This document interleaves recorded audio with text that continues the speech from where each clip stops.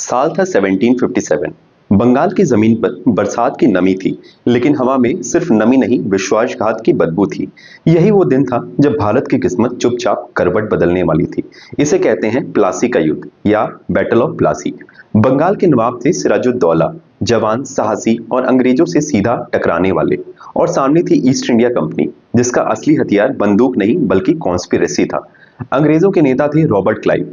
उसने समझ लिया था सीधे युद्ध से बंगाल जीतना नामुमकिन है। तो खेल रचा गया पीठ पीछे। नवाब की फौज में ही कुछ लोग जो बाहर से वफादार लेकिन अंदर से गद्दार थे। सबसे बड़ा नाम था मीर जाफर। अंग्रेजों ने उससे वादा किया, नवाब को हटाओ, बंगाल तुम्हारा होगा। 23 जनवरी 1757 प्लासी के मैदान में सिर्फ 3000 अंग्रेज सैनिक और सामने 50,000 से ज्यादा नवाबी फौज। अगर ये सीधी लड़ाई होती तो इतिहास कुछ और होता, लेकिन जैसे ही युद्ध शुरू हुआ, मीर जाफर और उसकी सीधी बस खड़े देखते रह गए। नवाब सिराजुद्दौला अकेले पड़ गए।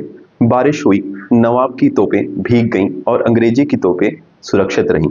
कुछ ही घंटों में युद्ध खत्म हुआ, लेकिन असल में यहीं से शुरू हुआ 200 साल का गुलाम भारत। सिराजुद्दौला को पकड़कर मार दिया गया। मीर जाफर बना नवाब, लेकिन असली सत्ता गई ईस्ट इंडिया कंपनी के हाथ में। प्लासी का युद्ध तलवारों से नहीं, विश्वासघात, लालच और राजनीति से जीता गया था। यही एक युद्ध पूरे भारत की आजादी को सदियों के पीछे ले गया। याद रखिए, भारत अंग्रेजों से नहीं हारा था, भारत गद्दारों से हारा था। अगर आप ऐसे ही इंफॉर्मेटिव वीडियोस और हिस्ट्री के और भी वीडियोस देखना चाहते हैं, तो इस चैनल को सब्सक्राइब करें और कमेंट में आप बता सकते हैं कि अगला वीडियो आपको कौन सा चाहिए।